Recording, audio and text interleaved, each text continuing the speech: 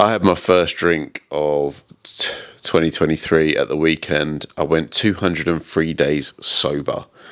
And in this video, I'm going to tell you how I woke up naked at 5 a.m. on the hotel grounds, locked out of my room. As you can see, I'll address, I'm in bed right now. I still feel pretty shit. It's a few days after having a drink, but it was for a good occasion. It was my mate's wedding. Fantastic celebration. Before I tell you about how I ended up naked, I want to tell you the reasons why I decided to drink. It wasn't like, oh my God, get me a drink. The situation was the wedding was with my nearest and dearest. It was an all-day event, which I know that I am somebody, if you don't feed me, I get angry. I sound like the Hulk. No, if you don't feed me, then my mood drops. If I'm tired, my mood drops. I know that's very common for a lot of people, but that's the way I feel. So before the wedding, or even before I'd stopped drinking earlier, at the start of this year, I said to myself that the wedding could potentially be a day where I actually do drink, because they're the two benefits, or not even the benefits, the two things that I'd say are good about drinking is you don't get tired and you don't get hungry, because when you do, you just have another drink. So coming up to the wedding, I thought this could be an occasion where I do drink. Drove up to where the wedding was. I don't want to tell you the location because you might go to the hotel and try and get the CCTV footage of me scampering about, balls and all, hanging out. Absolute nightmare. But I'm on the way up, and in my head I'm thinking, right, I might have a drink today. I didn't want to have my first drink at the wedding because I didn't know how I'd feel about it. And I'm really glad that I had a pint of Guinness away from everyone. The reason I had a pint of Guinness away from everyone is, one, I wanted to just sit down and see how it went down, basically. So I had a pint of Guinness with my mate, and if I'm being perfectly honest, it tasted like pure shit. I can't believe it. I love Guinness so much, and he even made the comment that this is a lovely Guinness, but I think that almost 7 months off of drinking has sort of reset my taste buds, because the only thing that I can compare it to was the first time that I'd ever had a Guinness, because it was like, oh, I wasn't a fan at all. After I'd had that Guinness, went back to the room to get ready, and the whole time I was just stood in silence getting ready. And my girlfriend, Sam, she said to me, is everything all right? Like, you seem really moody. And I was really beating myself up for having my first drink of the year. I guess it was a goal of mine to have a full year without drinking.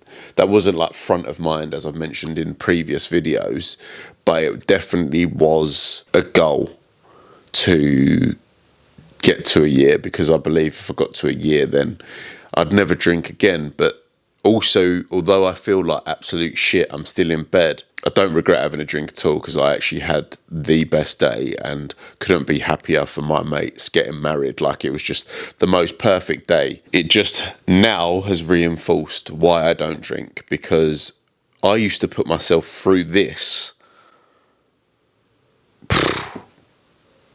every week, every single week, and I'd just ignore the hangover or whatever. But I can't tell you how unproductive I've been this week. I can't tell you how undisciplined I've been this week. I haven't trained, like worked out.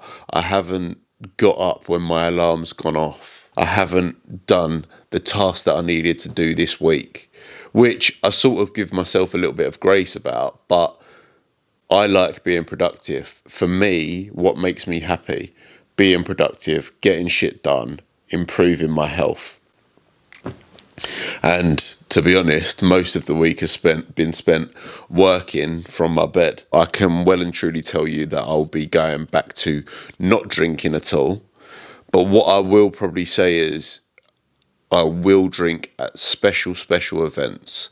To me, a holiday isn't a special event, but I missed a stag do earlier this year with my mates, which I could have made great memories with them. But I think the fear of going there, getting tired at around 10, 11, that put me off of being sober. Maybe it's something that I'll grow into and have the ability to do a stag or a wedding sober in the future. for now, I don't think that's where I'm at. Do I feel like a failure? No, is the short answer. I have no intention to go for a meal at the weekend with my mates and have a drink, or go down the pub and have a pint. Like, my lifestyle and the identity that I choose is now I don't actually drink unless it's a really special occasion. The wedding finishes at 1. We get a bus, an old British bus or an old English bus, a red bus. That's so irrelevant, but it was a lovely touch. So I'm going to give it as much description as I can. We get a bus back to the hotel. The wedding party's like, we're not done yet. It's 1 a.m. Where are we kicking on to? So we went to the bridal suite, got speakers, got gin, got all the booze that we could find, and just started carrying on there for the next couple of hours. I was there till about 3:30, and I thought to myself, there's a really good chance that I could be sick here, so I'm going to leave it there.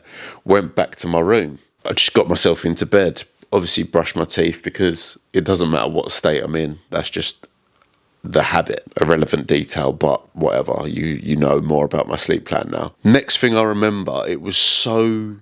like when you're watching telly and like the screen is almost like the actor's eyes and it's blinking. That's how I felt. I woke up, I was freezing, still naked, and I was like, oh my God, where am I? I literally was like so startled, looked down, and I was laying on, it was like a topper for a sunbed, but on top of that topper was, when you go to like a beer garden and you get an umbrella, well, the umbrella was folded down and I was just laying on that. So I was quite impressed with myself that even in my piss state, I'd found my way onto a topper and an umbrella to give me some comfort. I don't know if I dragged that there. I don't know if I just saw it and thought, fuck me, that looks comfy. I spring up and I don't notice anything that's around me, nothing whatsoever. I'm just in absolute shock, like, where the fuck am I? But I can see the light coming through a doorway. I run down to where the light is. I look through the doorway, and luckily on the wall I see written room 101 to 108. And it was written in the style that was in my hotel previously. So I knew I was still on the hotel grounds. I just didn't know whereabouts or how to get in. I tried to pull on the door, obviously, but it was a fire door, so it only opened from the inside. So I was like, shit. Looking around, where can I go next?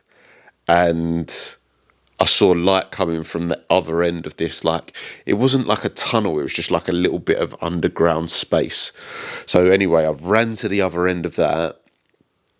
Obviously, I'm protecting my manhood, covering my manhood, and I've come out, and I noticed where I am straight away. I'm in the beer garden area of the hotel. Straight away, I'm thinking, I saw, when I got to the hotel, a couple of my mates were in the beer garden, and when I walked through the door to get to the beer garden, I saw maintenance was there fixing the lock on the doors. I couldn't believe it. So I was like, maintenance have obviously come round, fix these locks. So I'm going to be stuck out here for the rest of the time until the morning. I had no idea what time it was. There was 3 sets of double doors out the back. I'm still covering my manhood. Go up to the first set, shake the door. It's not opening.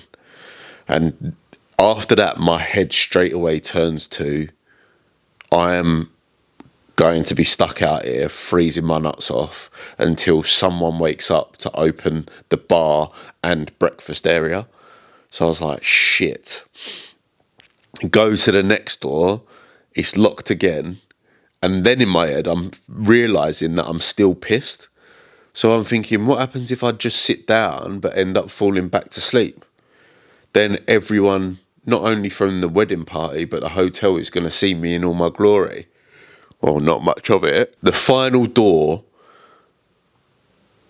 is in front of a table. So it's almost a door, but it's used as a window, because who would use a door that's a table's right in front of? So I'm thinking there is no chance whatsoever that this door's going to be open. I give it a yank, and honestly, it just flung open. I didn't even turn back to shut the door. I just sprinted through the bar, down the stairs, down my corridor, and then I start banging on the door. Sam! Sam! She answers the door after a bit. She's like, what are you doing? So then I tell her, and at this point I'm actually petrified because I don't know if someone's dragged me out of bed to try and have a go. Do you know what I mean? Well, I do know that because my bum wasn't sore. She just breaks down, pissing herself of laughter. And then that was the time when I sort of realised, okay, I'm actually safe now. I'm inside. I'm not going to freeze. So I ran straight to the toilet and just started being sick. I couldn't believe it. Like, it was just, I mean, I don't drink. It's not that I've stopped drinking because I'm a bad drunk, but I know that in the past I've been a phantom pisser. But this is something I've never experienced before. I've taken myself, slept walked, and woken up in another destination. I mean, unbelievable. Make sure that you like, subscribe, and of course, I'll catch you in the next one. Auf Wiedersehen. I am going to continue to feel sorry for myself. Ciao, Maine.